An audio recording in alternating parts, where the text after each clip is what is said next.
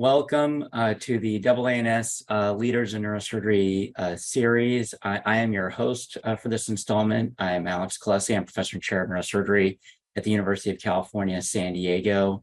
And it is my distinct privilege and honor to share with you today a conversation with Dr. Kim Burchiel.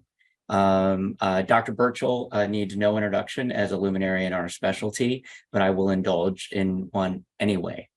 He is the John Raff Professor and Chairman Emeritus of the Department of Neurological Surgery at OHSU. Dr. Burchiel completed his undergraduate training at the University of California, Davis, and we will, in some small measure, claim Dr. Burchiel as an alumnus of the UC San Diego School of Medicine and our first Khalessi lecturer. He completed his residency at the University of Washington in 1982, and then moved to OHSU, where he remained on faculty for the duration of his career and led that department with great distinction. I could run through his leadership roles in just about every major organization that we have in our specialty. He had really vanguard leadership for the Society of Neurological Surgeons, the Residency Review Committee, and at the ACGME, and has, of course, served as an honored guest for the Congress and recognized for his leadership and service throughout his career. He has over 300 publications and has had tremendous thought leadership in his chosen area of functional neurosurgery, and has really done path-defining research in that area. Part of the spirit of this series is to share with the broader membership some of the lessons that Dr. Burchiel has gained from his career that's allowed him to have the impact he's had on his patients, on trainees, and on our specialty writ large. And so it truly is my privilege to welcome you, Kim. Thank you very much for taking this time.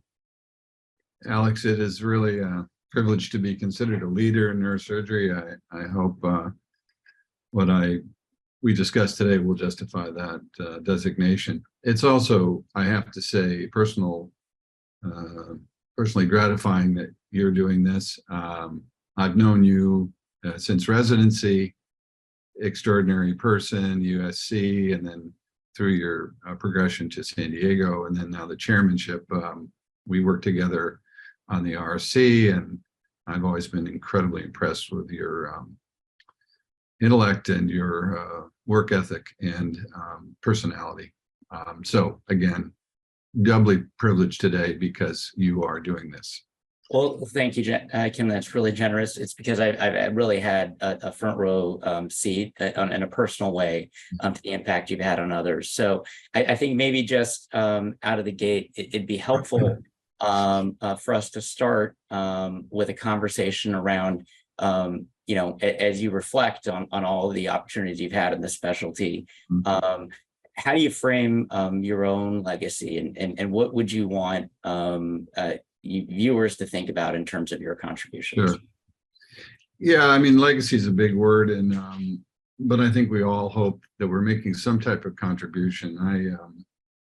I consider what I've hoped to do was to generate new knowledge, and I think I've contributed to a degree to that in my area of functional neurosurgery, and also some other aspects of neurosurgery. Obviously, training residents and fellows is your real legacy, because that's the future. That's going to be the where our impact's going to be felt the greatest, and it's where we have the opportunity to magnify, I guess, our impact is through others. I've really been privileged to be involved to some degree in leadership in neurosurgery, and that's been a very satisfying and gratifying experience. I think neurosurgery is looked at, among the surgical disciplines and all medical disciplines as being kind of a leadership entity. I think this is the nature of the people that go into neurosurgery, and we're often, considered to be kind of at the forefront of whatever group that we're in. So I've been very privileged to inherit that aspect of our specialty. I've also been very privileged and also gratified to be involved internationally in training people and talking to people. And I believe, medicine is one of those things that does cut across every single boundary, and we all talk the same language, and we have, and to some degree, politics is really minimized. And so that's been very gratifying for me as well. So those are the things that I would consider to be my, the heritage from whatever I've done. Yeah, so want to pick up on a couple of those themes. The first being, you mentioned obviously that this kind of concept of neurosurgical exceptionalism, and for the benefit of the audience, I know how well you've represented our specialty often as the only neurosurgery in the neurosurgeon in the room in conversations that really do, define kind of the parameters in which our specialty operates. So given that, what do you see that you would want the membership to know as kind of the challenges that are ahead in terms of kind of maintaining that cultural identity as a specialty? Yeah, that's an interesting question. I think, we're in a very, you talk about exceptionalism, and I will take that in the most positive light. I do believe that people that go into our business are exceptional. We still see it every single year when we interview residency candidates, and I know that everybody is very humbled by the fact that these extraordinary people want to do what we do. And I've heard more than once that and many of my colleagues have said the same thing, that if we were now in the pool, we wouldn't get a residency position because we weren't smart enough or good enough. But so I think we attract a very elite and dedicated group of people. I think that the people that practice now, both at the senior level and maybe more junior level, are exemplars of that. I'd say the challenges, the challenges are, how do we comport our view of the world and our dedication to new knowledge, to hard work, to some degree old school approach to medicine? How does that comport with where medicine seems and society is going now? Involvement in certain groups has taught me that to some degree we don't fit that mold, we don't fit that model. Yeah. And I believe, though, that what we're trying to do is justified, and I think it's also correct. But I think we fight an uphill battle when we try to establish high levels of expectations, I guess, for training programs and for individual behavior. So again, exceptionalism can be taken both in a negative and a positive context, but I believe that in the most positive context, we do exemplify people that are really committed to what they do and expect that level of commitment and dedication from others. That's more of a general warning to the future, is that we are always going to be considered to some degree outsiders, leaders on one hand and outsiders on the other hand. Yeah, well, I'm a relentless optimist, so I appreciate you taking it in the spirit in which it was offered, which was in the positive way. Yeah, good. For the young surgeons who are listening, because you've spent so much time in an intentional way thinking about what goes into the training of a surgeon. What experiences can you draw from your own life that on your journey that brought you to neurosurgery and inspired you to make such contributions? Well, I would go back to a moment, and that was really the beginning of my journey in neurosurgery. And as you alluded to in the beginning, I am to a large degree a product of your institution, UC San Diego. When I was there, I became really involved in research, and frankly, the last few years of medical school, I probably did more research than anything else. And that was in the neurosciences, and that it logically led me to my belief, at least before my third year of medical school, that I would become a neurologist. And for whatever reason, the way the surgical clerkships were organized at that time, we did 2 months of one specialty each, and then 1 month of general neurosurgery, and just so happened, general surgery, sorry. It just so happened my first clinical clerkship was neurosurgery with Dr. Oxney, and it was myself and a general surgical intern. There was no department. Randy Smith was one of the the co-faculty and a couple of other folks, and it was at the University Hospital up on the hill in off of Mission Valley. I think it was UCSD Hospital at that time, and this was prior to the expansion of the program, and eventually first from division to department, and then becoming the world-renowned facility that it is now. I was a week on the service, and I remember vividly driving home. I lived in Pacific Beach, and I was driving home, and literally on my drive home, it suddenly occurred to me that I did not have to be a neurologist. I could be a neurosurgeon, and that thought had never occurred to me until I had spoken and had some experience on the service. And honestly, it was a true epiphany. I never had a doubt after that that's what I wanted to do. And honestly, I believe we have the best job in the world in terms of academic neurosurgery. In particular, we get to do so many amazing things and meet so many great people. So I have never regretted that decision. But the beginning was at UCSD, in that moment of just literally touching neurosurgery for the first time and realizing this was it. Well, we're all the better for that decision, and glad that that inspiration happened here. Once you had actually committed to neurosurgery, what are the experiences along the way, maybe in residency and then as a faculty member, that really allowed you to mold your career?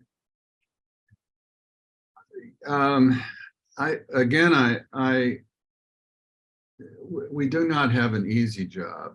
We have a extremely challenging job, and I believe that it rewards a certain kind of personality, and I think I fit that mold, where I don't honestly think it takes an exceptionally smart person to be a neurosurgeon, but it takes an exceptionally hardworking person to be a neurosurgeon. I don't consider myself exceptionally intelligent, but I'm a really hard worker. And I think that is something that you see throughout residency, is that people that can't do that simply fall by the wayside. Other people get discouraged or maybe even materialistic during that process. My motivation throughout has been, I honestly think, curiosity and this thrill of discovery. Even at the bedside, sometimes the discoveries suggest themselves. And if you're the kind of person that sees opportunities in challenging situations or patterns that you begin to see over time, that can become very fulfilling in terms of an academic career, even in any kind of practice. I mean, people make contributions in all aspects of neurosurgery, but in my world and in my life, being able to teach and to reflect, and to do research to answer those questions and satisfy curiosity has been extremely rewarding and really a good fit for my personality. Obviously, helping patients is not something that's specific to academic neurosurgery, and you can experience that in any aspect of a practice, and I believe that's something I find very satisfying, particularly in functional neurosurgery, which sometimes we're dealing with pretty desperate situations. Also, and we kind of touched on this earlier, the new resident candidate graduating onto a position, watching that cycle of growth from really someone who knows almost nothing to almost I wouldn't say mature neurosurgeon, but a neurosurgeon ready to start independent practice. That is a revelation. I mean, admittedly, it takes 6 or 7 years to do that, but I think that's a miraculous process, to be honest with you. And watching people go through that is, for me as a teacher, very gratifying. So, this ability to satisfy curiosity, helping patients, watching the training cycle, those have been the dominant themes of my career. Yeah, well, I mean, I couldn't agree more on the trainee, and embedded in your narrative and your success is obviously that curiosity, and also just being keenly observant, because that's actually how you make progress, and you've been able to make real contributions in that way, based on your observations. Mhm. Part of being hardworking is not just being hardworking in the moment, but also having stamina. And so you've been extraordinarily productive over a long period of time. And so that stamina requires balance, and being able to have a sustainable profession in the larger context of your life. And so how have you struck that balance in your own life, and managed those stressors, as that may be a tension that some of our members feel? I actually think this is a tension that all neurosurgeons feel. As I mentioned, this requires extraordinary dedication and a work ethic. And there are relatively few of us, to do the work, particularly if you're in a busy center where you're teaching, where there's trauma, where there's research going on. I mean, you sometimes feel pulled in many directions, and that center of gravity is at the expense of your family and of your personal life. I don't believe there's a single neurosurgeon that hasn't experienced that tension, and I don't consider myself a great example of this. I think we all invest a lot of effort and time early in our careers. I think as you get into a situation where you're more of a leadership role, as you are, it's a mixed bag, because you maybe have a little broader purview, but you also have more responsibilities, and you clearly take those home with you. I mean, I think that at least that's the way I felt. That's what my wife would say too. Well, I don't think I'm in any way an exemplar of success in this area. I think we all have to admit that this is a challenge, and that it does come at a cost. What I'm realizing in my later times, and I handed over the chairmanship now 7 years ago, is that it allowed me to pursue things that I was interested in on the research side, but also it allowed more time with my family and with my wife in particular, since our kids are now moved out and no longer living with us. I do think there's some degree of payback that is required. And I believe, and I hope I live long enough to complete that mission. So work-life balance is, I have found through my family, clearly. I don't believe I was the main caregiver in my family for many years, particularly when our kids were young. I think as they got older, I became more and more involved in that. Friends, of course, and friends cuts across both neurosurgery and non-neurosurgical friends and colleagues. But I know we share, I think we do have a unique relationship with our colleagues, because we really like each other. That's what I found. So I've gotten a lot of satisfaction from that. And also sharing the same experiences as we are to a degree right now. I've always been interested in physical activity and running. For years, I climbed mountains. I like to ski. Over the past couple of decades, I've been doing a lot of fly fishing. So those are things that definitely take your mind out of what we're doing. And I think it's really important to basically have a time where you're not thinking about neurosurgery at all. And again, if you're skiing and trying not to crash, or you're fly fishing and you're on the river, or climbing a mountain, you're not thinking about neurosurgery. And that's a really healthy thing for us. So that is something we strive for. I try to, right now I'm working with our residents on, like, fly fishing, for example. We have effectively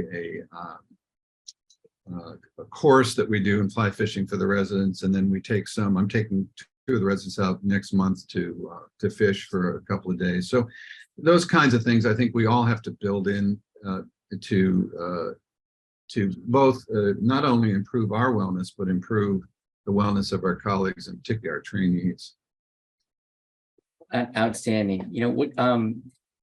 What are or is there kind of one message that you would want to leave with your peers, who are the current kind of leaders and stewards of the specialty, and one message you'd want to leave for kind of the next generation of neurosurgeons, those folks who are training now?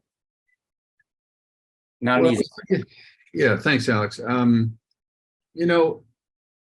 Again, I will come back to the fact that we're very privileged to do what we do. I think everyone in our business knows this. That we also bear a burden in the sense of, as I mentioned before, leadership in the sense the rigors of medicine and surgery, that we can't shy away from those. We need to address those head on and understand that it's not just about us, but it's about society. It's about, and society writ large in terms of international society. I believe we have a responsibility, and a number of people in our specialty have done much more in this area than I have, but we have a responsibility internationally to, particularly given the communications opportunities we have right now, to bring other areas of the world up to a level that would be equivalent to where we are. People are smart everywhere. I've been very impressed that it's really to some degree a lack of organization and technology that limit other places, but it's not intellectual. We are very fortunate, again, worldwide, to attract the best and the brightest. So we have a lot of responsibility. Don't shy away, remain good example, and be leaders. And I mean overall in much of medicine. For trainees, I would just say it seems like a long, hard road, but as I'll come back to the fact that we have the best job in the world, it's worth it. There will be a price to pay. We mentioned some of that in terms of wellness and family. We need to maintain that throughout residency training, because even though things are more organized maybe, and to some degree maybe better, in fact, I know they're better than they were when I trained, but it's still a very rigorous, very difficult program.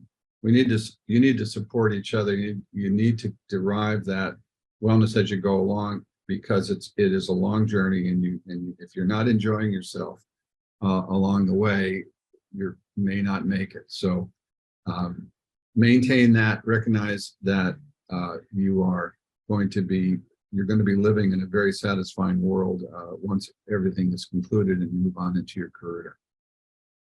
Yeah, well, it's such a privilege to celebrate your leadership and contributions and your generosity and sharing the wisdom of that experience with our members. I think something that strikes me so much in your comments is this idea of time horizon, that you may not have balance in that moment, but over time, if you look at the totality of your life and career, as you've demonstrated, you're able to achieve so much and really leave the world better than you found it. And so you're really to be congratulated for all of your contributions, and we're all in your debt for it.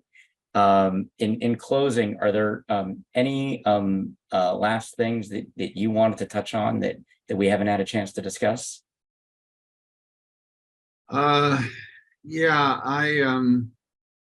again, I would come back to the fact that we have a privilege to do what we do. Again, that's the word I would leave with you.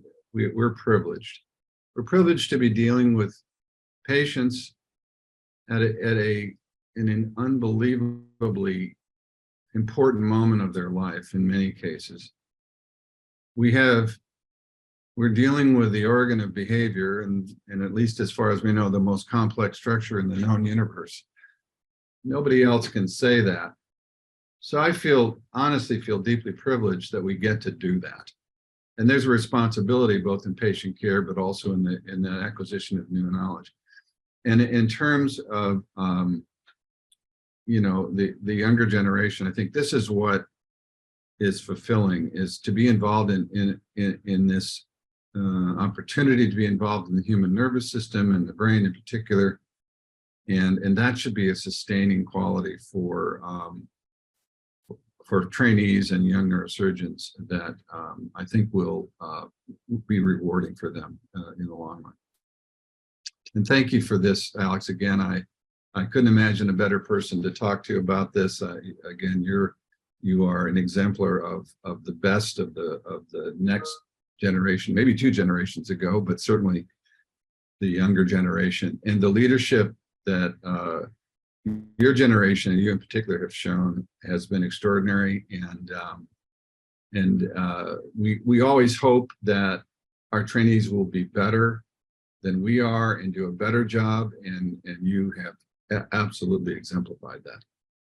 Well, that's beyond generous. It's really a function of this chain of mentorship and conversations like this one. So thank you very much for your time, Dr. Burchiel. This has been the AANS Leaders in Neurosurgery series. Thank you for watching. Thank you.